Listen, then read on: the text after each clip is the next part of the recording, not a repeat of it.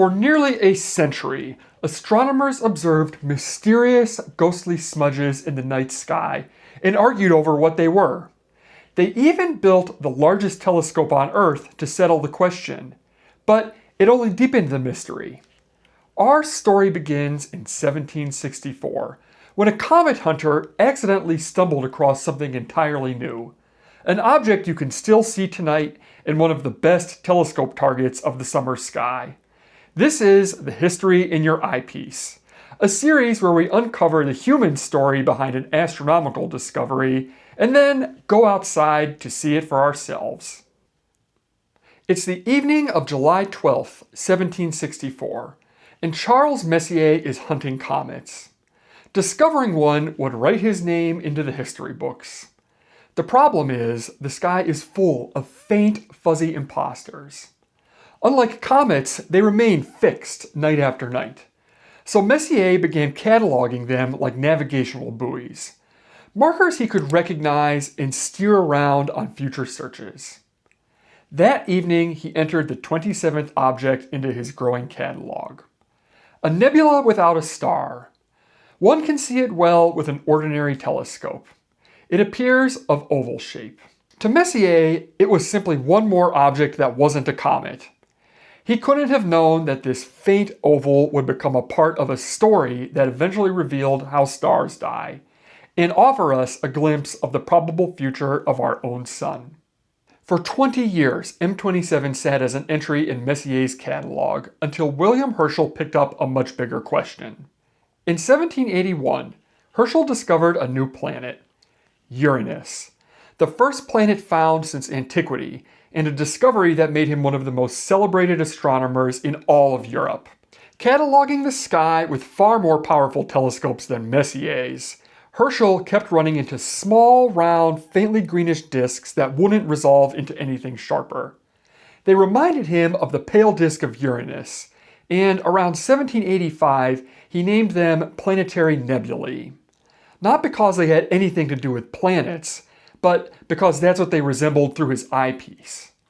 At the time, nebula was a catch-all term for almost anything faint and fuzzy. What we now know as star clusters and gas clouds and entire galaxies were all lumped together under the same word. The tool that could sort one kind from another did not yet exist, and the true nature of the nebulas remained a mystery throughout Herschel's lifetime. The same object you can point your telescope at tonight, astronomers couldn't agree on what it even was. The debate continued for decades as telescopes grew larger and larger. In 1845, William Parsons, the third Earl of Ross, completed the Leviathan of Parsonstown, a 72-inch reflector that remained the world's largest telescope until 1917. One of its great ambitions was to settle the nebular question. Were these objects distant clusters of stars or truly nebulous regions of space? But even the Leviathan couldn't settle it. In fact, it made the disagreement worse. One frequent observer, the Irish astronomer Thomas Romney Robinson, was convinced that the universe was static, that every nebula was a cluster of eternal stars. Night after night, Robinson reported resolving nebulas into individual stars, while other observers on the same night and through the same telescope saw only an unresolved haze. Robinson's eyes were not deceiving him. His brain may simply have been filling in what it was already convinced was there. These were faint, ambiguous details sitting just at the edge of human vision, where expectation could shape perception, and the same risk applied to both sides. The moon, for example, was first photographed in 1840, and no one would photograph a nebula until 1880. There was no fixed image to examine, only conflicting reports made by human eyes. It wasn't dishonesty. It was two groups of people looking at the same ambiguous evidence through whatever notion they already believed the universe just had to be. So there the mystery sat. More aperture and resolution still couldn't settle it. Most historical mysteries can't be recreated in your own backyard, but this one can. M27, one of the objects tangled up in this 100-year argument, is still up there right now, and you can observe it with a modest backyard telescope. That's the whole idea behind this series. You don't just hear how Messier and Herschel and every other astronomer after them saw this thing.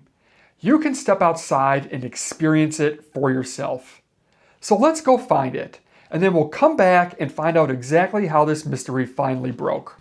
M27, Messier's 27th entry, has a name today, the Dumbbell Nebula, for its two-lobed shape, though I've always thought it looks a little bit more like an apple core. To find it, we start with the summer triangle, the three bright stars, Vega, Deneb, and Altair, that dominate the summer sky. From Deneb, follow the body of Cygnus the Swan down through Satyr to Alberio. Then find Epsilon Cygni out at one of the Swan's wings. Satyr, Alberio, and Epsilon Cygni form three corners of a rough rectangle, and M27 sits right near the missing fourth corner. A clear, reasonably dark sky will really help. Moonlight and light pollution can wash M27 out, and if it's still sitting low in the sky after sunset, give it an hour or two to climb before you try finding it. Start with a low-power eyepiece, something around 25 to 32 millimeters. The wider view will make M27 easier to locate, and then you can increase the magnification once you have it centered. At first, you might see almost nothing, just a faint, formless patch that's very easy to overlook. Don't rush it. Let your eyes settle into the dark and look slightly beside it rather than straight at it. Your peripheral vision is more sensitive to faint light, and M27 may appear only once you stop staring directly at it. Give it a moment, and the shape starts to emerge. Two soft lobes, pinched in the middle, ghostly and pale, suspended like it's barely willing to be seen. It won't look like a Hubble image. There will be no vivid color or fine detail. Photographs can reveal things that the human eye never could, but at the eyepiece, you're experiencing the source itself. Light that has traveled for more than 1,000 years before reaching your eyes. That faint oval is the same shape Messier described in 1764. The same object, its light now reaching you. August 29, 1864, an amateur astronomer in London named William Huggins approached the problem differently. Instead of straining to resolve individual stars, he examined the light itself with a spectroscope. That's an instrument that splits light much like a prism splits sunlight into a rainbow, and it can tell us about an object's chemical composition. Huggins already knew what ordinary starlight looked like through his instrument. It spread into a broad band of color. If a nebula were simply a cluster of distant stars, its combined light should produce the same kind of rainbow. But on this date, Huggins pointed his telescope and spectroscope at a planetary nebula in the constellation Draco. Decades later, he described the moment. "I looked into the spectroscope. No such spectrum as I expected. A single bright line only." For a moment, he assumed something was wrong with his equipment. It wasn't. Glowing gas behaves differently from a star. Rather than producing the entire rainbow, it emits only certain colors. Through a spectroscope, these colors appear as isolated bright lines against the darkness. That single line told Huggins that the haze was not blended light of unresolved stars, it was luminous gas. "The riddle of the nebula was solved," he wrote. The answer, which had to come to us in the light itself, read, "Not an aggregation of stars, but a luminous gas." Soon afterward, he tested other nebulas, including Messier's 27th entry, the Dumbbell Nebula. The smudge logged exactly a century earlier by a man hunting for comets. It gave him the same answer. Not stars, gas. So then what is a planetary nebula? Near the end of its life, a sun-like star swells into a red giant and sheds its outer atmosphere. What remains behind is a hot, luminous core whose radiation energizes that expelled gas, causing it to glow. Despite the name, planets have nothing to do with it.